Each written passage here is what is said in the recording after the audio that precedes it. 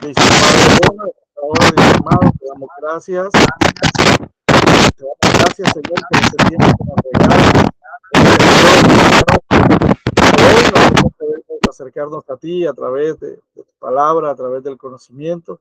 Oramos, Señor, para que tú hables a nosotros en el día de hoy, que esta palabra no sea una palabra de un hombre, que no sea una palabra humana, sino que sea la palabra que tu espíritu inspiró en algún momento de la historia. Oramos, Dios, para que podamos tener un pleno entendimiento de esta palabra y podamos, Señor amado, aprender de lo que tú deseas enseñarnos. En el nombre de Jesús, colocamos nuestra clase en tus manos y te damos gracias.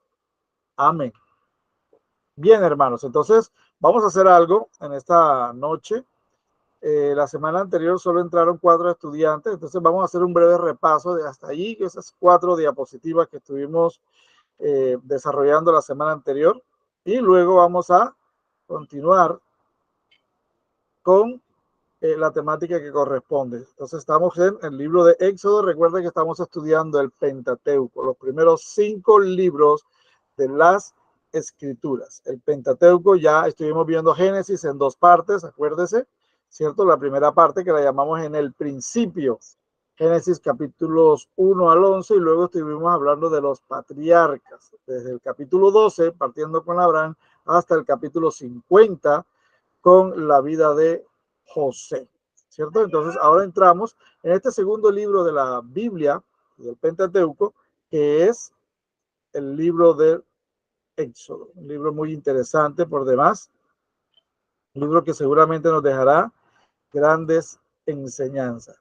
Decíamos entonces que la palabra Éxodo significa salida, y allí nos da una perspectiva de lo que tiene Dios en mente relatarnos cuando nos da este libro. Realmente Dios nos está relatando allí la forma en que Él sacó a su pueblo Israel de la esclavitud en Egipto, con poder y gracia abundante. Normalmente hablamos de poder, pero recuerde que también puso gracia en su pueblo para que las israelitas entregasen tesoros, entregasen joyas a las mujeres, perdón, las egipcias entregaran joyas a las hebreas para que la nación ya tuviese la primera parte de su tesoro, de algo importante que iba a necesitar más adelante. ¿Ok?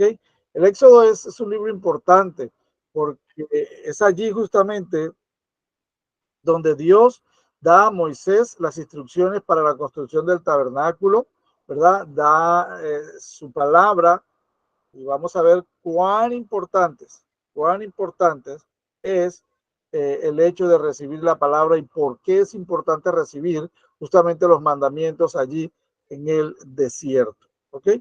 El hecho importante que resaltamos es la construcción del tabernáculo y la entrega de los mandamientos de Dios. Ahora bien, Éxodo continúa con el relato de Génesis. Aquí hay algo interesante. Nosotros en Génesis quedamos con José, Jacob y su familia, que incluía a José, que en esos momentos era gobernador de Egipto. Eran personas muy importantes, muy queridas por el faraón, ya que José había sido de bendición para los egipcios. Pero hay un cambio allí. Hay un cambio, y es cuando viene otra dinastía. Llega otro faraón que no conocía a José. Aquí hay un hecho histórico importante, y es que la dinastía que gobernó en tiempos de José no es la misma que gobernó luego. Hubo, por decir algo, eh, quitaron del poder a los que estaban allí, quitaron del poder a Faraón y su familia, y luego de esto entró otra dinastía. Esto tiene una importancia radical porque cuando una dinastía recuperaba el poder o se hacía por él a la fuerza, borraba todo vestigio de la dinastía anterior para quedar ellos como realmente los únicos, como dinastía propia del pueblo egipcio. Es por esto que hubo una discusión durante algún tiempo donde no se habían encontrado ninguna de las características de Faraón y del pueblo de Egipto en los tiempos de José, pero en unos descubrimientos recientes a comienzos del siglo, finales del siglo pasado, comienzos de este siglo, se encontraron algunos escritos donde se habla acerca de José, de un hebreo, de un hombre que vino, que llegó del otro lado del río, que vino con su familia, que se habla en esos escritos también acerca de los momentos de abundancia y de escasez, ¿cierto?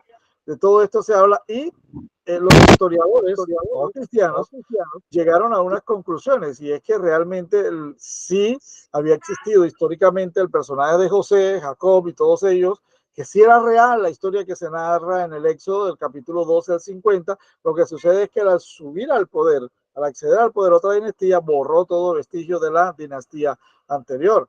No se habla de ello. Y el libro de Éxodo en su inicio nos habla un poquito de esto, cuando dice que llegó un faraón, luego llegó al poder un faraón que no conocía a José. Las cosas ahí cambiaron radicalmente. Era una nueva familia real la que estaba al frente y ellos empezaron a tener miedo. Empezaron a tener miedo porque vieron que los hebreos empezaron a multiplicar de una manera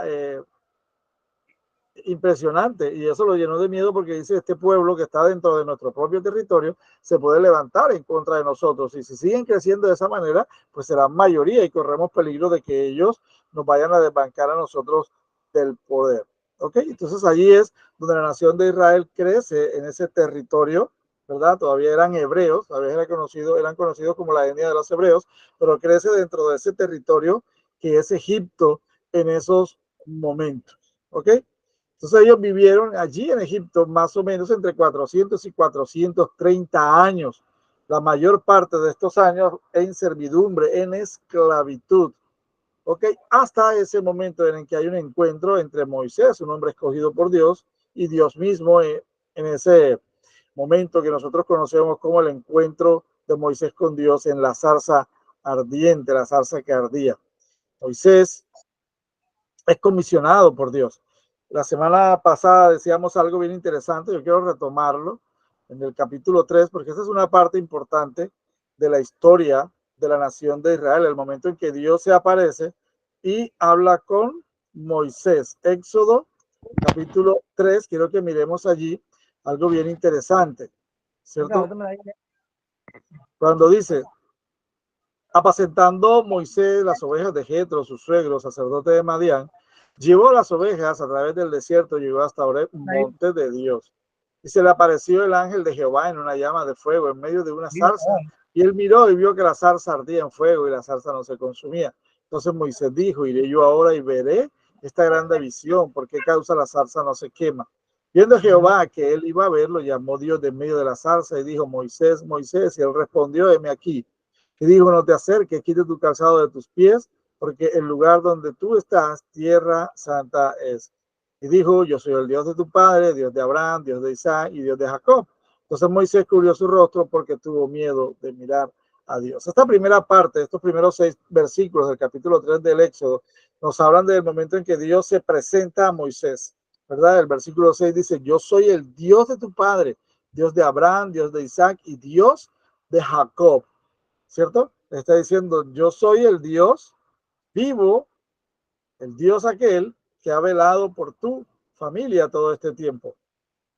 Ustedes están seguros que sus dioses son los dioses que han conocido en Egipto.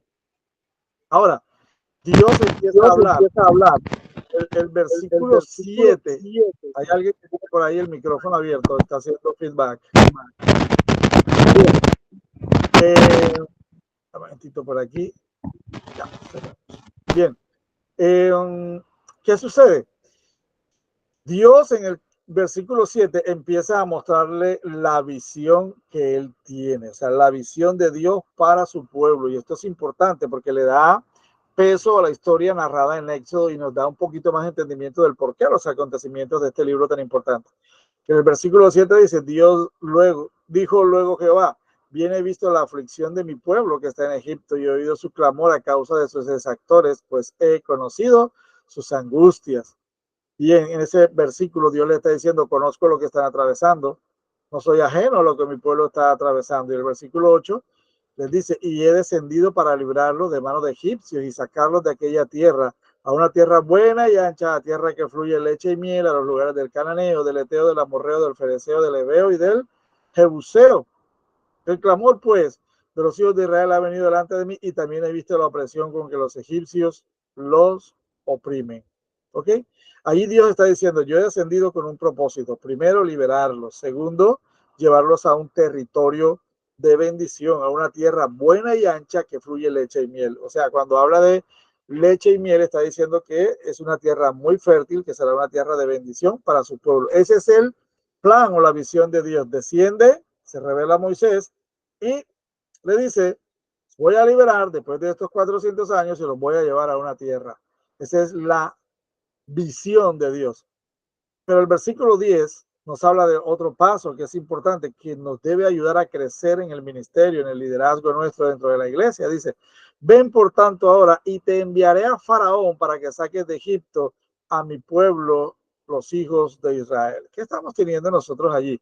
Estamos teniendo la revelación, primero, como dijimos, de la visión de Dios, pero dentro de la visión de Dios, ahora el Señor le estaba mostrando a Moisés cuál iba a ser su misión dentro de esa visión. ¿Ok? Note algo, muchas personas dicen, Dios fue muy duro porque no dejó entrar a Moisés por una rabia que cogió, no lo dejó entrar a la tierra prometida. De hecho, Dios nunca le prometió a Moisés que lo iba a introducir en la tierra prometida con el pueblo. Él simplemente le dijo, escogido para que liberes a mi pueblo. Esa fue su misión y conducirlo por el desierto y entregar su palabra. Pero hasta ahí en ningún momento le prometió que lo iba a introducir también con el pueblo en la tierra prometida. Moisés aceptó esto y tenía tan claro ese conocimiento que cuando el Señor le dice que no va a ir por causa de su rabia, le pide solamente que le muestre la tierra y Moisés sube a un collado, a una montañita allí y mira la tierra prometida, alcanza a verla desde allí y dice, ok, esto puedo morir en paz. Sé que mi pueblo va a estar en una buena tierra. ¿Ok? Entonces, mire lo importante de esto. Primero, Moisés ha sido escogido como el hombre que cumplirá la misión para llevar a la práctica la visión de Dios. Y yo siempre le digo a mis hermanos, tú tienes claro cuál es la misión tuya dentro de la visión de Dios, en tu iglesia, en tu congregación.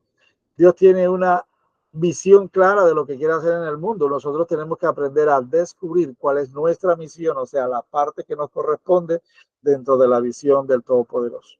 ¿Ok? Entonces ahí tenemos una base importante del libro de Éxodo, la razón que nos muestra la razón por la que Dios se revela a su pueblo.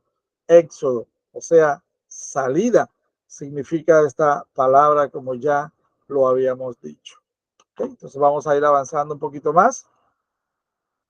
Un bosquejo del Éxodo, lo vamos a dividir en 5 partes importantes, un poquito hablar de Israel en cautiverio, los 2 primeros versículos, los capítulos, perdón, nos hablan de Israel en el cautiverio, los 400 años están resumidos ahí, o por lo menos el autor hace resumen y habla de lo que estaba sucediendo con ellos en ese lugar.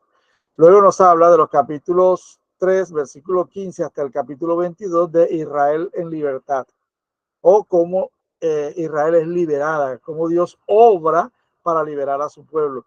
Los capítulos 15 hasta el 23, versículo 19, nos hablan a nosotros del camino de Israel, el peregrinaje de Israel por el desierto hacia el monte Sinaí, que era el lugar donde ellos iban a tener un encuentro con Dios. Capítulos 20 al 23, Dios recibe los 10 mandamientos, que realmente no son 10. Nosotros vamos a mirar toda la Biblia, todo el Antiguo Testamento, el Pentateuco, y veremos que son 623 mandamientos que Dios entrega a su pueblo. Y luego vemos los capítulos 24 al 40, Israel ya en adoración, como ellos reciben la manera en que el tabernáculo debe ser construido. Hacen la construcción, el tabernáculo es una tienda enorme que puede ser desarmada a medida que van desarmando, que van avanzando, perdón, la desarman, luego la arman cuando hacen una estación y así sucesivamente. ¿Ok? Entonces el libro de Éxodo en sus 40 capítulos nos habla a nosotros de estos 5 aspectos importantes que vamos a desglosar esta noche con la ayuda del Señor. Entonces la primera parte, sin duda, los primeros 2 capítulos nos hablan de Israel en cautiverio. Capítulo 1 nos muestra cómo Israel estaba siendo oprimido. Desde el momento en que hay un rey que no conocía a José, ya cambia toda la historia para el pueblo. Y dentro de esa opresión hay una ley que es la de asesinar a todos los hebreos que nazcan, varones que nazcan. Eh, ¿Qué sucede? Esto con el fin de frenar la reproducción de hebreos, con el fin de frenar el crecimiento demográfico de ellos, la cantidad de hebreos ahí dentro del territorio egipcio por el temor a una rebelión, pero dentro de ellos había una familia, la familia de Moisés, que tiene cuidado del niño y luego lo coloca en una canasta cuando nace, cuando ya no podían contenerlo más en casa porque podrían descubrirlo los soldados, porque podía llorar o algo y van a saber que había un niño allí. ¿Qué sucede? Que Moisés es colocado en una canastilla en el río Nilo y es adoptado, es encontrado y adoptado por la hija del faraón. Y esta es la manera que Dios utilizó para poner a Moisés a dormir con el enemigo, como dice una película. Moisés estuvo 40 años durmiendo con el enemigo, siendo enseñado en la ley, siendo enseñado en las costumbres, en la cultura, en las letras, ¿verdad? De los egipcios. Fue criado como un egipcio más, pero no un egipcio común y corriente, sino uno que estaba en el palacio del faraón y que siendo hijo de la hija del faraón podría llegar a ser candidato a faraón en el futuro. Pero Moisés, como fue criado por su propia madre, que fue recomendada para ser la nana, la cuidadora, ¿verdad? Dios la colocó allí en el palacio para que cuidara a su propio hijo, nunca lo dijo, ¿cierto? Y lo crió y siempre le enseñó cuáles eran sus orígenes. Y Moisés, a Moisés le duele, en el capítulo 2, versículos 11 al 14, nos habla de el dolor de Moisés cuando ve a su pueblo que es maltratado, ¿cierto? Que tiene unas cargas terribles de trabajo. Y entonces él, viendo a un egipcio que maltrata a uno de los suyos, asesina al egipcio y lo entierra, lo pone bajo tierra. Luego él trata de mediar en una discusión entre dos de los suyos, de su pueblo, entre dos hebreos, y uno de ellos les dice que quién te eligió como juez entre nosotros, me vas a matar o nos vas a matar, así como mataste al egipcio. Se vio descubierto y lo que hizo fue huir. Escapó Moisés de allí y se fue de ese lugar de Egipto y se fue a tierra de Madián. Allí conoce a Séfora, su esposa. Él, como el chacho de la película, él viene y las defiende de unos tipos que no les permitían tomar agua del pozo, sacar allí, y él las defiende, y entonces lo llevan a la casa, y al final de la historia es que él termina casándose con esta mujer, hija de Jetro, sacerdote de Dios allí en Madián, ¿verdad? En la tierra de Madián. Entonces encontramos allí que Moisés se casa y avanza la historia allí en el libro de Éxodo. Quiero hacer un paréntesis allí bien interesante, y es que esto implica algo que no narra el Éxodo en el Antiguo Testamento, pero sí lo dice el Nuevo Testamento en Hebreos 11, 24 al 26, de que realmente Moisés cuando huye lo que está haciendo es escapar de los privilegios que tenía, rechazar los privilegios que tenía allí en el palacio del faraón, allí en el capítulo 11 de Hebreos, ¿cierto? Donde está la lista de los héroes de la fe. Ahí aparece Moisés, en el versículo 24 al 26 dice, por la fe Moisés, hecho ya grande, rehusó llamarse hijo de la hija de Faraón, escogiendo antes ser maltratado con el pueblo de Dios, que gozar de los deleites temporales del pecado, teniendo por mayores riquezas el vituperio de Cristo que los tesoros de los egipcios, porque tenía puesta la mirada en el galardón, ¿cierto? Moisés conocía a su pueblo, sabía que era el pueblo de Dios hasta ese capítulo 3, como hemos visto, donde hay un encuentro entre Moisés y Dios. Entonces, en Génesis 15 se profetizó acerca del pueblo que iba a estar en esclavitud, pero también Dios habló acerca de que él iba a sacar a su pueblo de esa esclavitud, y tal como él lo había dicho, tal como él lo había prometido a Abraham, así se estaba cumpliendo en esos momentos. ¿Ok? Bien, esa es la primera parte, Israel en cautiverio, la huida de Moisés, el matrimonio y todo. Preguntas o inquietudes sobre esa primera parte de Israel en cautiverio, porque vamos a entrar ahora en la parte de la liberación de Israel, el proceso, lo que Dios hizo para liberar a su pueblo del cautiverio en Egipto. Preguntas o inquietudes, amados hermanos.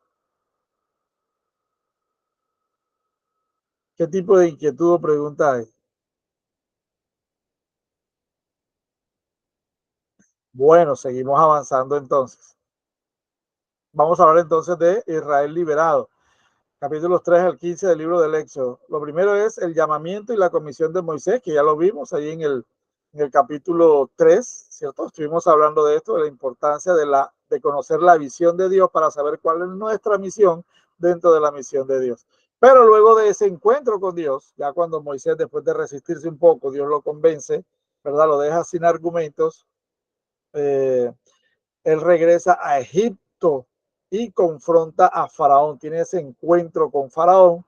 Faraón lo rechaza, hace que el pueblo trabaje más. El pueblo rechaza a Moisés, por eso dice: mira, tú vienes a defendernos, y ahora lo que sucede es, por estar tú hecho el revolucionario, ahora nos han colocado mayor carga de trabajo. Ahora es más difícil el asunto. Entonces viene algo que es importante, y son las 10 plagas narradas en los capítulos 7 al 11. Esto tiene una connotación bien importante, este asunto de las plagas, porque uno dice: bueno, Dios, ¿por qué manda esas plagas y por qué escogió eso? No, en cada una de las plagas, Dios le está brindando a Faraón una oportunidad de arrepentirse y volverse al Dios verdadero. ¿Por qué? Cada una de las plagas representa a un dios egipcio de ese momento. Sí, a un dios egipcio. El río Nilo ellos lo tenían como un dios. Las moscas era un dios, la mosca. Y así sucesivamente, lo que allí eh, Dios envió a ellos como plaga era realmente un dios. Y Dios lo que les estaba diciendo a ellos: miren lo que hago con sus dioses, los vuelvo en contra de ustedes mismos. Sus dioses me obedecen a mí para volverse en contra mía. ¿Qué está haciendo en contra suya? ¿Qué está haciendo Dios ahí? Le está diciendo a Faraón: vuélvanse al Dios verdadero, al Dios todopoderoso, que está por encima de todo Dios, de todo ídolo que ustedes han levantado. Pero el corazón de Faraón está lleno de idolatría, de furia, de soberbia, de altivez, y no acepta esto hasta que llega la última plaga, que es la plaga de la muerte, que mata a todo primogénito, ¿cierto? Y aquí hay algo importante: la manera en que Dios protege a su pueblo, y Dios protege a los primogénitos de su pueblo, de cada familia de su pueblo, nos da una perspectiva, una muestra de Cristo, ¿cierto? En la celebración de lo que conocemos como la Pascua judía. La palabra Pascua significa pasar sobre. El Señor le habla a Moisés y le dice: voy a enviar espíritu de muerte, y todos los primogénitos de la tierra morirán. Pero para que no ocurra con los de mi pueblo, deben presentar un cordero, tomar la sangre de un cordero, tomar la Pascua, dar las instrucciones de los alimentos, hierbas amargas, todo lo demás, ¿verdad? Que ellos deben tomar en la Pascua, y la sangre de ese cordero deben colocarlo en el dintel de la puerta, y en el marco de la puerta, ¿verdad? Cuando el espíritu de muerte, el espíritu enviado por Dios, iba allí, era el mismo espíritu de Jehová en esos momentos, dice: y veré la sangre y pasaré de vosotros, y no habrá mortandad. De esta manera Dios guardó a su pueblo allí, ¿cierto? Bien, ¿qué vemos allí en ese cordero allí muerto, ese cordero inocente y sin mancha de la Pascua? Vemos claramente al Cordero de Dios, al que señaló Juan el Bautista, ¿cierto? Allí en el Evangelio de Juan, cuando dice: aquí hay el Cordero de Dios que quita el pecado del mundo. Empezaba el Señor a mostrarle también a su pueblo la forma en que iba a salvar, a través de la sangre derramada del Señor Jesucristo. Después de esto, el pueblo sale de Egipto y cruzan el Mar Rojo, con la historia que todos conocemos, que la hemos visto en películas, en cine, en televisión, que la hemos cantado, ¿verdad? La historia de cómo el Señor divide el Mar Rojo para que su pueblo pase hacia el desierto, y cuando Faraón ingresa allí ese mismo camino, el Mar Rojo vuelve, se cierran las aguas y ellos perecen allí, dando una lección Dios de su poder. Entonces Israel es liberado de allí, de Egipto. Podemos ver algunas figuras retóricas, algunas prefiguras ahí en el libro de Éxodo. Egipto realmente representa el mundo.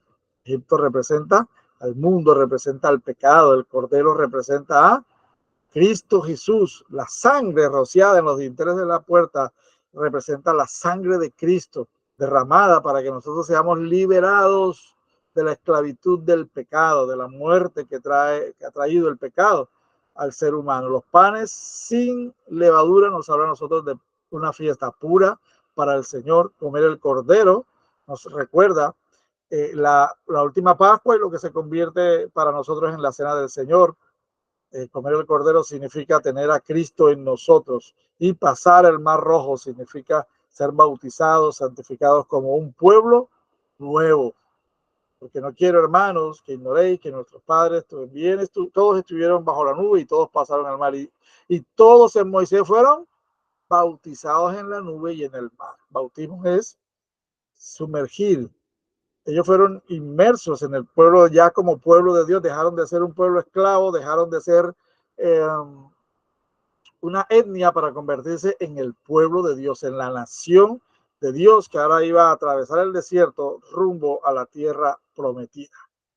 Bien, aquí ya entramos en lo que no habíamos visto la semana pasada, y son Israel viajando al Sinaí en los capítulos 15 al 19. Hay cosas interesantes aquí. El capítulo 15, la primera queja del pueblo de Dios. Y nosotros decimos, Señor, pero ¿cómo es posible que este pueblo sea tan cabeza dura? ¿Cómo es posible que viendo que el mar rojo se abrió, que salieron con poder de Egipto, que las egipcias entregaron tesoros, entregaron oro? ¿Cómo es posible que se quejen? Y ellos se quejaron.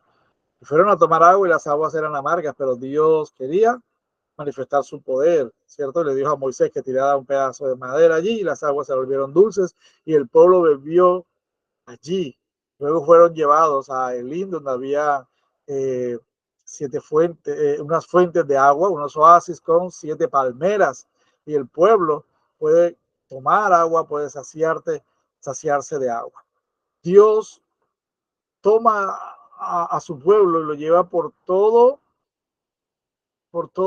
el desierto, rumbo al Sinaí. Pero allí estaban ellos aprendiendo la primera lección. Ahí estaban aprendiendo la primera lección. Ustedes son un pueblo, ¿verdad? Son mi pueblo, los he sacado de esclavitud. Ahora deben aprender algo. Deben aprender a depender absolutamente de mí. Y lo hacen en 3 aspectos importantes. Primero, lo vital, agua. Segundo, les da victoria cuando tienen una batalla. Ellos siempre eran un pueblo esclavo, nunca habían entrado en guerras ni batallas, ¿verdad? Y hay una batalla con los amalecitas. Dios les da la victoria de una manera espectacular, ¿cierto? Y luego de esto, o antes de esto, perdón, Dios ha saciado su necesidad de alimentos con el maná. Versículos 15, 16, capítulos 15, 16 y 17 nos narran esta parte. Ya el pueblo está organizado, ya el pueblo está andando, pero Moisés está teniendo problemas para manejar el pueblo, él solo frente a todo el pueblo, y visita a su suegro, Jetro. Su suegro lo visita a él y ve cómo él está agotado de tanto atender todo lo que pasaba en el pueblo, y Jetro le recomienda, le habla acerca de cómo debe organizar al pueblo. O sea, ahí empezamos a ver lo que es delegar en el liderazgo. Mire cómo Dios va preparando a este pueblo. Primero le da la provisión de lo que ellos necesitan, le da victoria militar, o sea, demostrando en cada uno de estos pasos que ese éxodo, que ese caminar por el desierto, iban a aprender, en ese caminar por el desierto iban a aprender dependencia de él, pero que él los iba a respaldar en todo, en batallas, en alimento, en agua, y ahora los estaba enseñando a organizar a través de palabras sabias del suegro de Moisés, de Jetro. Organiza para que ellos atiendan algunos casos, coloca varones, primero sobre 10 y otros sobre 100, y cuando ellos resuelvan los casos sencillos, ellos los pueden resolver, y los más importantes los atiendes tú y así no te desgastas. Entonces vemos nosotros Dios organizando a su pueblo en el desierto. Quiero que reflexione un poquito. Usted que está allá del otro lado de la pantalla y que quizás está atravesando por un momento difícil y está diciendo, estoy pasando por mi desierto. No diga, estoy pasando por un desierto en balde. Dios está formando su carácter y Dios le está enseñando dependencia de él, ¿cierto? Usted está aquí esta noche en esta clase y quizás tiene algunas necesidades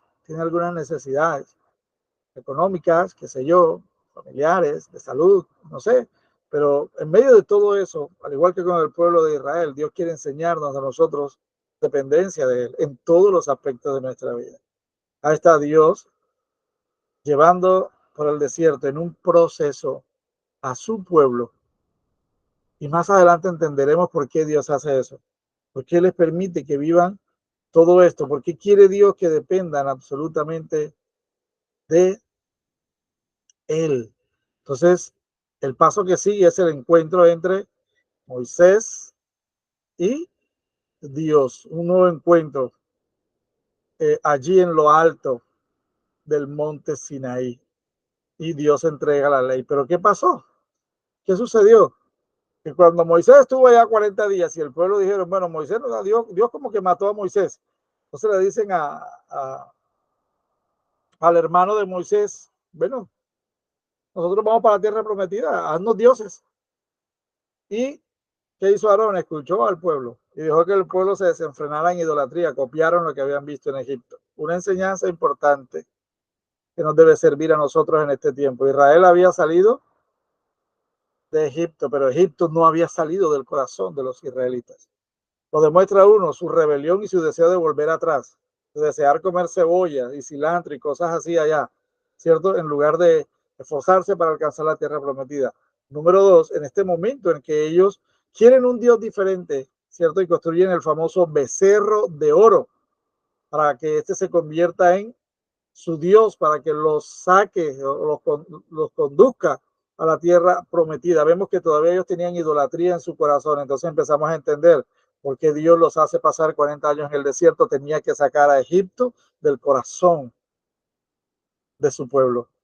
¿Sabe? Muchas veces nosotros atravesamos desiertos porque todavía hay mucho del mundo en nuestros corazones y Dios quiere que aprendamos dependencia y sacar la dependencia del mundo, depender de lo que el mundo nos ofrece. Dios quiere sacar eso, enseñarnos a depender de Él. Entonces, si está pasando por un proceso difícil, dele gloria a Dios y diga, Señor, ¿qué me quieres enseñar en esto? ¿Qué tengo que aprender? ¿Qué tengo que sacar? ¿Qué tengo que entregarte a ti? Para entonces poder dar el paso siguiente en este proceso. Recibe los 10 mandamientos, la ley civil. Aquí hay dos cosas importantes que quiero que aprendamos en esta noche. ¿Por qué se entrega la ley allí en el desierto? Bueno, ellos van a entrar a la tierra prometida, pero la tierra prometida no está sola. En la tierra prometida hay muchos habitantes y hay muchos dioses. Ellos creen en muchos dioses, tienen un estilo de vida propio de esos dioses, tienen sus leyes y todo esto. Pero Dios entrega la ley a su pueblo justamente porque ellos necesitan saber cómo Dios quiere que ellos vivan.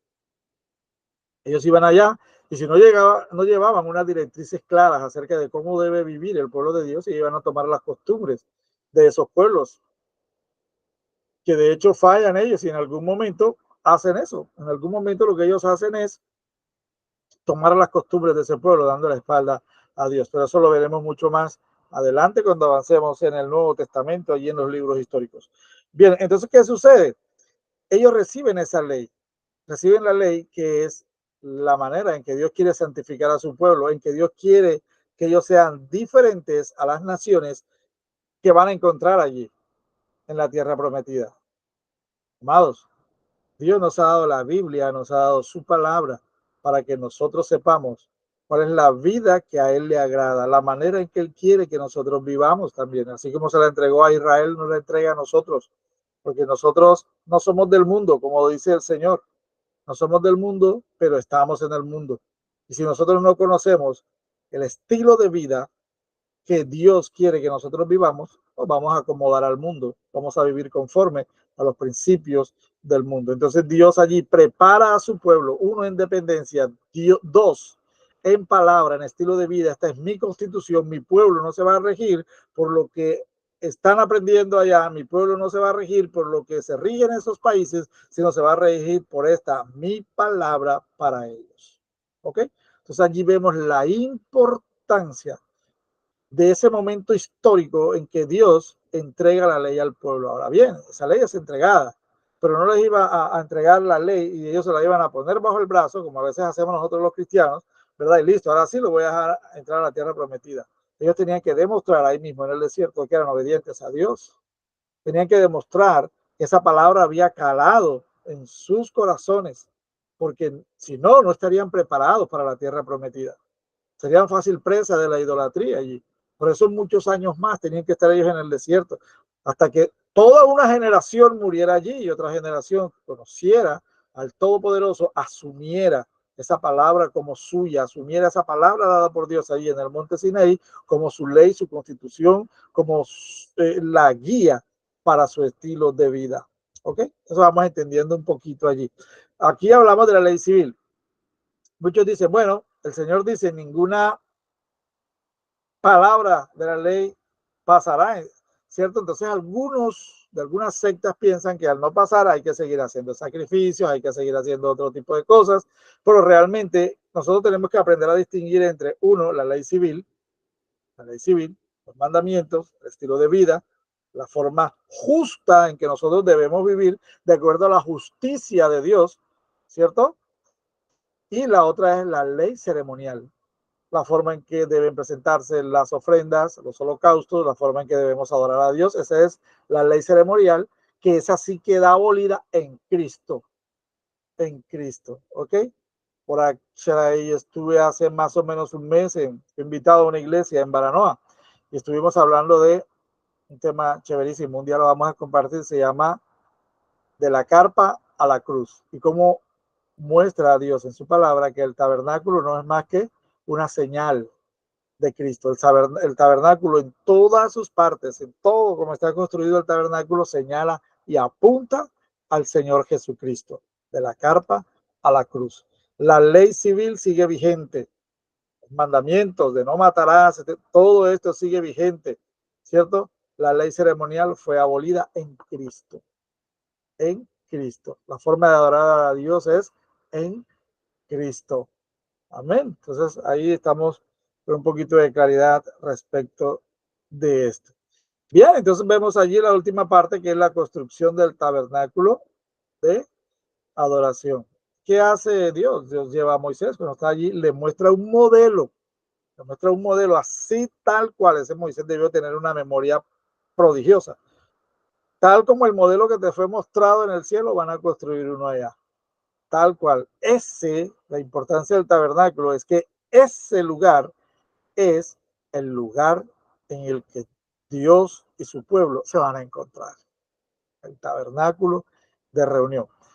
A pesar de haber sido entregado esto, recuerde que cuando Moisés ve el pueblo, del desenfreno del pueblo, se molesta y quiebra las tablas de la ley, tiene que ir nuevamente a recibir nuevas tablas, hay que subir nuevamente al monte y Dios le da unas nuevas tablas para que comparta la ley con su pueblo.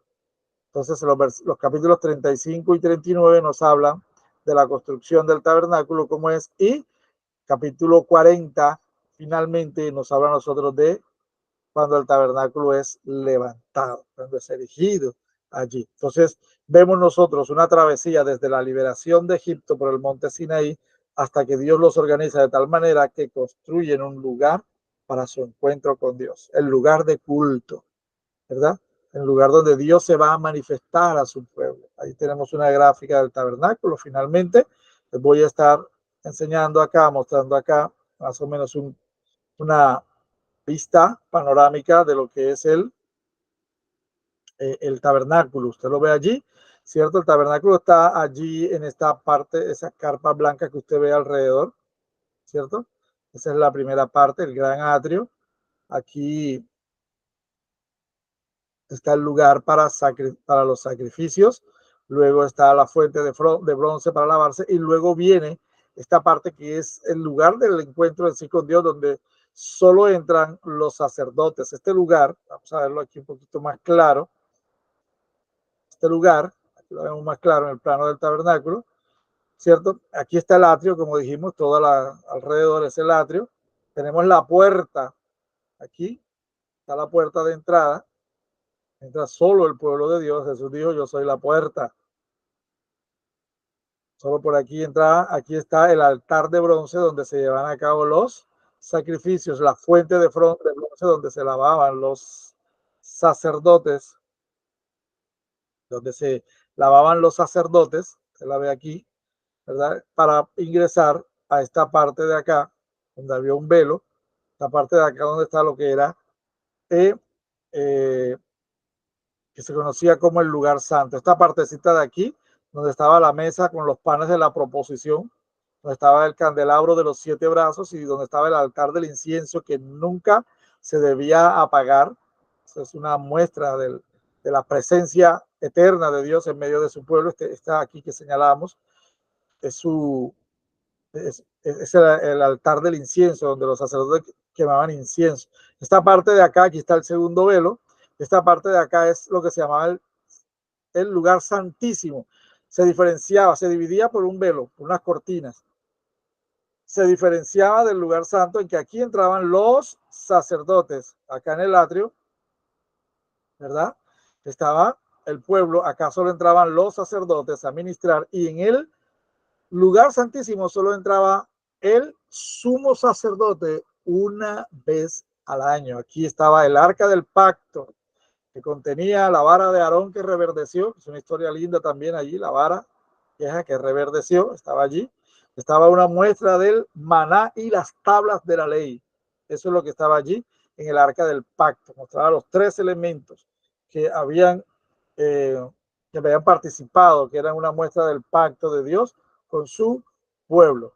Mire esto del lugar santísimo, es tan serio para que luego usted pueda mirar, en la analogía pueda mirar el valor del sacrificio de Cristo. Acá este lugar, como decíamos, solo entraba el sumo sacerdote y debía de estar libre de todo pecado. Ya había expiado sus pecados, pedido perdón y todo, para luego entrar allí a orar por los pecados del pueblo. ¿Qué sucede allí? ¿Qué pasaba si el hombre no estaba bien? Moría. El problema es, murió el sacerdote y ¿quién lo saca de allá? ¿Quién va a entrar al lugar santo? Al lugar santísimo. Entonces, que ellos tenían una costumbre, y la costumbre es tomar al sacerdote y atarlo con una cuerda de uno de sus tobillos. Él tenía en sus vestiduras, en el borde de sus vestiduras, tenían esos flequillos, tenía unas campanitas. Mientras el sacerdote estaba allí haciendo la ceremonia, ¿verdad? Delante de la presencia del Señor en el lugar santísimo, esas campanitas estaban sonando. Si las campanitas dejaban de sonar por un tiempito, por un tiempo prudencial, y veían que no había movimiento de la cuerda, es decir, que el sacerdote estaba con algún pecadillo por ahí no confesado y moría en la presencia de Dios. Y como nadie podía entrar, simplemente lo alaban con la cuerda con que lo habían atado. Interesante historia, ¿verdad? Pero es la realidad.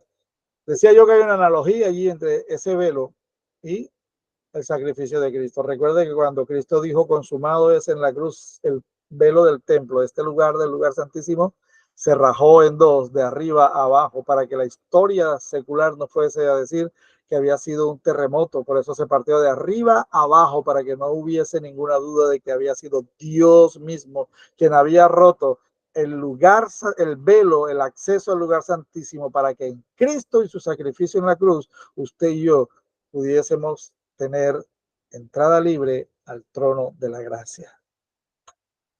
Vemos que todo este tabernáculo en el desierto señala a Cristo hasta este detalle. ¿Ok?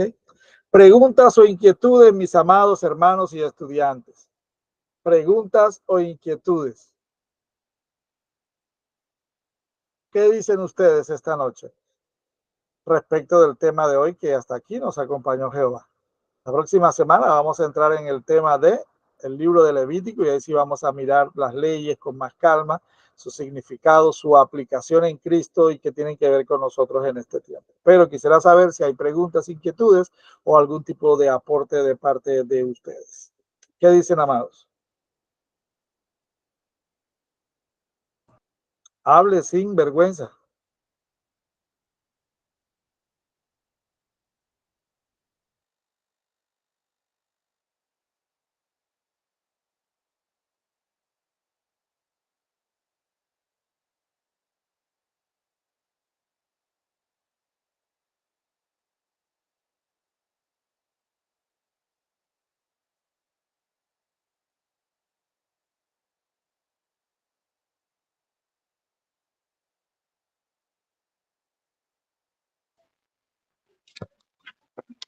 No se oye nada.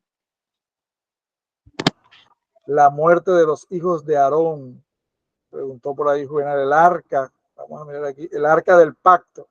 Ese es el arca del pacto. El único que la encontró fue Indiana Jones, ¿cierto? Porque Hollywood encuentra todo lo que está perdido. Pero esa arca se perdió, el arca del pacto, los elementos que estaban allí bien importantes, que marcaron un hito en la historia del pueblo, la vara de Aarón, ¿cierto? La muestra del poder, de la autoridad espiritual que tenían ellos, Moisés y Aarón, la vara de Aarón, que reverdeció después de ser una vara, un árbol seco, un pedazo de rama seca, reverdeció, fue colocada allí una prueba, una muestra del maná y las tablas de la ley, las segundas, las que fueron entregadas después de ser quebradas, estaban allí en el arca del pacto, en el lugar santísimo. ¿Okay? Bien, Grace dice que aprendió full. ¿Qué dicen ustedes? ¿Qué más?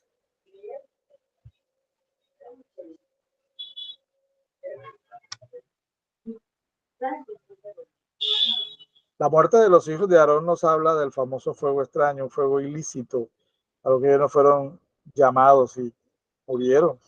Ellos murieron. Vamos a mirar ahí un poquito. Eso está, bueno, eso lo vamos a ver en Levítico. Está en el capítulo 10 de Levítico. Lo vamos a ver la próxima semana, un poquito de la muerte de los hijos de Aarón.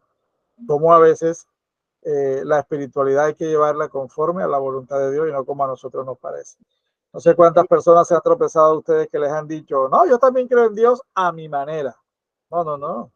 Nosotros no podemos creer en Dios a la manera. El Señor Jesucristo dijo, el que cree en mí, como dice la Escritura.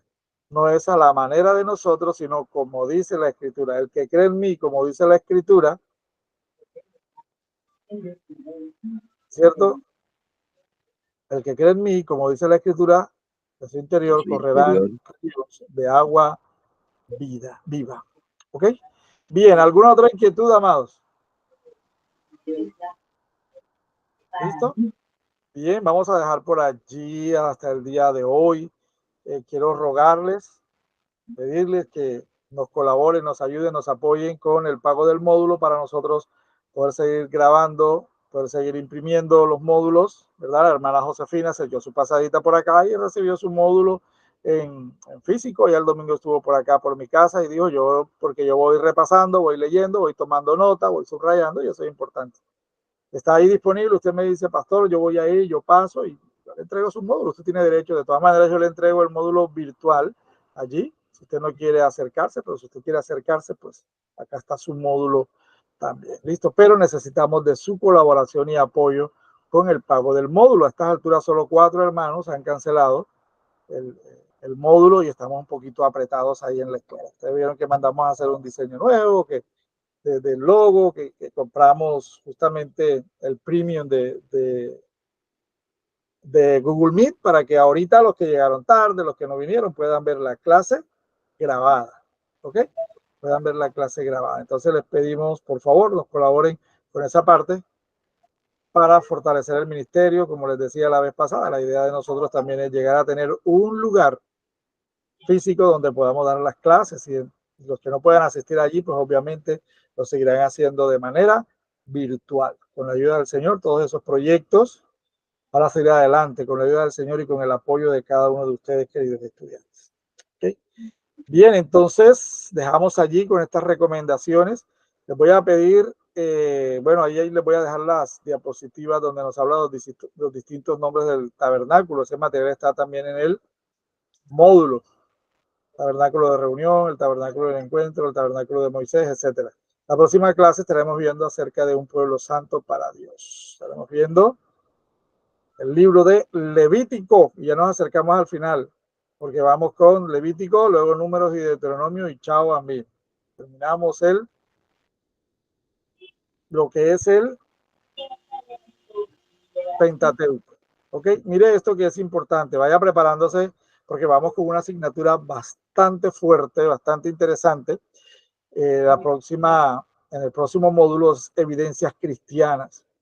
Vamos a mirar evidencias científicas del origen del universo y vamos a aprender cómo nosotros podemos desvirtuar lo que es la teoría del Big Bang y la teoría de la evolución. Cómo con la misma ciencia se puede desvirtuar y ver que esto es una gran mentira. Hay un diseñador detrás de este diseño perfecto que es el universo y lo vamos a probar. Pero eso en la asignatura siguiente, que es evidencias cristianas. ¿Ok? Preguntas o inquietudes, amados. Preguntas o inquietudes ya para finalizar esta noche.